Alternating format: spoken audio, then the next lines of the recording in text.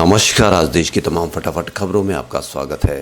News के लिए आपसे निवेदन है कि आप हमारे चैनल को सब्सक्राइब कर सकते हैं। आपको यहाँ गंदी खबरें, आपके मन में गंदगी भरने की खबरें नहीं दिखाई जाएगी। लड़ाई झगड़े की बहस नहीं दिखाई जाएगी, लड़ाई झगड़े की खबरें नहीं दिखाई जाएगी। तो बढ़ते हैं खबरों की ओर। तमिलनाडु के तंजावुर जिले के एक मंदिर में बुधवार सुबह यानी आज रथ यात्रा जुलूस के दौरान करंट लगने से कई लोगों की मौत हो गई। मरने वालों में 2 बच्चे भी शामिल है। पुलिस ने कहा कि ये घटना उस समय हुई जब लोग मंदिर की पालकी पर खड़े थे। पालकी कालीमेडु के अप्पर मंदिर में एक हाई ट्रांसमिशन लाइन के संपर्क में आ गई। अधिकारियों ने कहा कि मंदिर की पालकी को मोड़ने के समय ओवरहेड लाइन के संपर्क में आने के कारण ये भीषण हादसा हुआ। अधिकारियों ने मीडिया से बात करते हुए कहा कि मारे गए लोगों में 2 बच्चे भी शामिल है। साथ ही गंभीर रूप से झुलसे 3 लोगों को इलाज के लिए तंजावुर मेडिकल कॉलेज में भर्ती करवाया गया है। तिरुचिरापल्ली के मध्य क्षेत्र के पुलिस महानिरीक्षक ने हादसे को लेकर कहा कि मामला दर्ज कर लिया गया है और जांच जारी है। बताते चले कि घटना का एक वीडियो सामने आया जिसमें साफ तौर पर देखा गया है कि लाइव तार के संपर्क में आने से रथ पूरी तरह से नष्ट हो गया। मालूम हो कि हर साल तमिलनाडु में वार्षिक रथ उत्सव में बड़ी संख्या में भक्त भाग लेते हैं।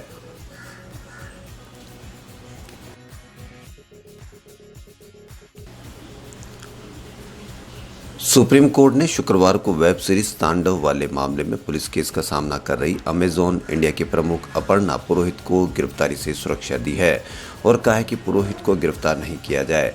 सुप्रीम कोर्ट ने सुनवाई के दौरान ओटीटी प्लेटफॉर्म्स के लिए लाए गए केंद्र की गाइडलाइंस पर भी टिप्पणी की।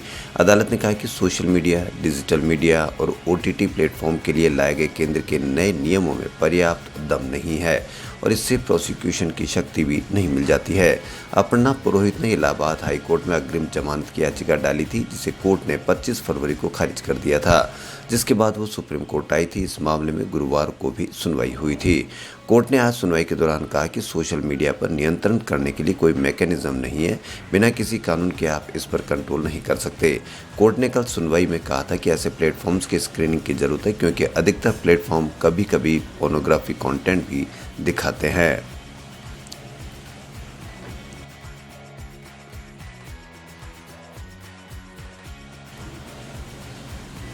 दुनिया भर में मशहूर अमेरिकी न्यूज़ मैगजीन टाइम ने मार्च के अंतर्राष्ट्रीय अंक के कवर पेज पर किसान आंदोलन में शामिल महिलाओं को जगह दी है। पत्रिका ने on the front line of India's farmer protest शीर्षक से कवर स्टोरी छापी है। इसमें दिल्ली के टिकरी बॉर्डर पर विरोध प्रदर्शन कर रही महिलाओं के एक समूह को चित्रित किया गया है। पत्रिका में बताया गया है कि महिला किसानों ने कैसे केंद्र सरकार के तीनों कृषि कानूनों के खिलाफ बढ़ चढ़कर हिस्सा लिया। टाइम पत्रिका ने अंदर खबर की शीर्षक दिए, हमें डराया नहीं जा सकता, ना ही खरीदा जा सकता।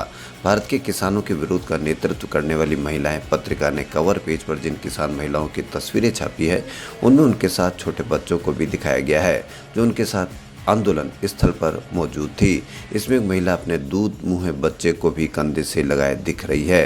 तस्वीर में एक बच्ची भी उन महिलाओं के साथ खड़ी होकर नारे लगाती दिख रही है। टाइम मैगजीन ने अपने आधिकारिक ट्विटर हैंडल पर लिखा है, टाइम का नया इंटरनेशनल कवर, मैं डराई नहीं जा सकती, ना ही खरीदी जा सकती।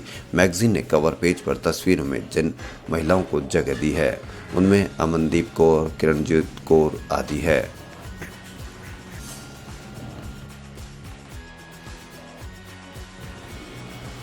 कांग्रेस ने पेट्रोल, डीजल, रसोई गैस और कुछ अन्य खाद्य वस्तुओं की कीमतों में बढ़ोतरी के खिलाफ शुक्रवार को सोशल मीडिया अभियान शुरू किया। पार्टी के पूर्व अध्यक्ष राहुल गांधी ने लोगों से speak up against price rise अभियान से जुड़कर महंगाई के खिलाफ आवाज उठाने की अपील की। कांग्रेस सांसद शशि थरूर ने आरोप लगाया कि मोदी सरकार की ओर से उठाए गए हर कदम से आम लोगों की जेब खाली हुई है। देश के लोग इसे सहन नहीं करेंगे और अपनी आवाज़ उठाएंगे। कांग्रेस के कई अन्य नेताओं ने भी इस अभियान के तहत सरकार पर निशाना साधा।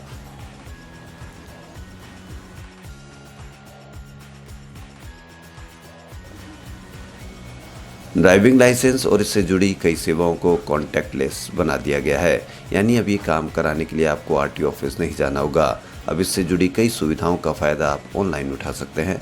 सड़क परिवहन और राजमार्ग मंत्रालय ने गुरुवार को एक नई अधिसूचना जारी कर बताया कि उसने बहुत सारी आरटीओ सेवाओं को डिजिटल कर दिया है ताकि लोगों के लिए पूरी प्रक्रिया झंझट मुक्त हो सके और आरटीओ कार्यालय की क्षमता भी बढ़े। इन ऑनलाइन सेवाओं में ड्राइविंग लाइसेंस रिन्यूअल से लेकर रजिस्ट्रेशन ऑफ सर्टिफिकेट सहित कई सेवाएं हैं जिनको डिजिटल कर दिया गया है। मंत्रालय ने एक ट्वीट कर इसकी जानकारी दी और कहा कि आधार ऑथेंटिफिकेशन यानी आधार प्रमाणित करवाने के लिए कोई भी इन सुविधाओं का ऑनलाइन फ़ायदा उठा सकता है। इन सेवाओं में लर्निंग ड्राइविंग लाइसेंस का रिन्यूअल, डुप्लीकेट ड्राइविंग लाइसेंस और गाड़ियों के आरसी में आपके एड्रेस का बदलाव, इंटरनेशनल ड्राइविंग और भी कई तरह की सेवाओं के लिए शामिल है।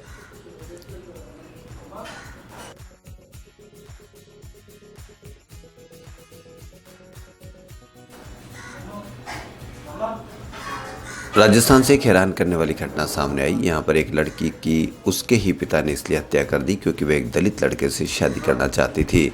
और भी दर्दनाक बात यह है कि इस जोड़े को हाईकोर्ट ने पुलिस सुरक्षा देने का आदेश दिया था।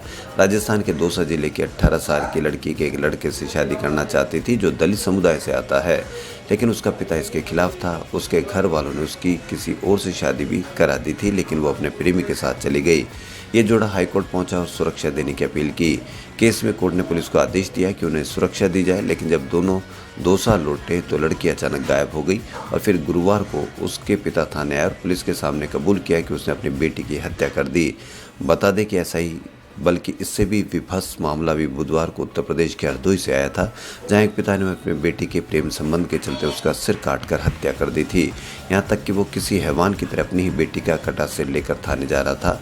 वो कटे हुए सिर के साथ लगभग 2 किलोमीटर तक पैदल चला। रास्ते में लोग ये दृश्य देखकर डर गए और पुलिस को जानकारी दी, जहाँ पुलिस ने उसे गिरफ्तार कर लिया।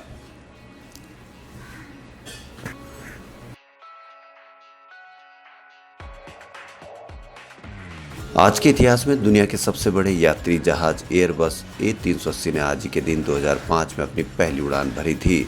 तब से अब तक ये जहाज 19 करोड़ से भी ज़्यादा लोगों को उनकी मंजिल तक पहुंचा चुका है। इस विमान ने 469 यात्री एक साथ सफ़र कर सकते हैं। एयरबस के मुताबिक यदि सभी सीटें इकोनॉमी क्लास की हो तो इसमें 853 लोग एक साथ सफ़र कर सकते हैं। A380 ने अपनी पहली उड़ान टुलूज़, फ्रांस के ब्लैकनेक हवाई अड्डे से स्थानीय समय सुबह 10:29 पर भरी थी। पायलट क्लाउड लेली और जैक्स रोसे ने विमान को उड़ाया। उनके साथ क्रू में 4 अन्य सदस्य थे। 3 घंटे 54 मिनट की उड़ान के बाद विमान को उसी एयरपोर्ट पर सफलतापूर्वक लैंड करवाया गया।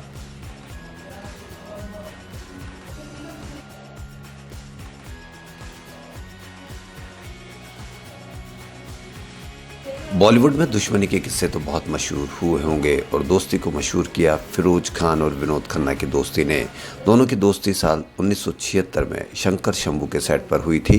फिल्म के साथ दोनों की दोस्ती भी गहरी हो गई।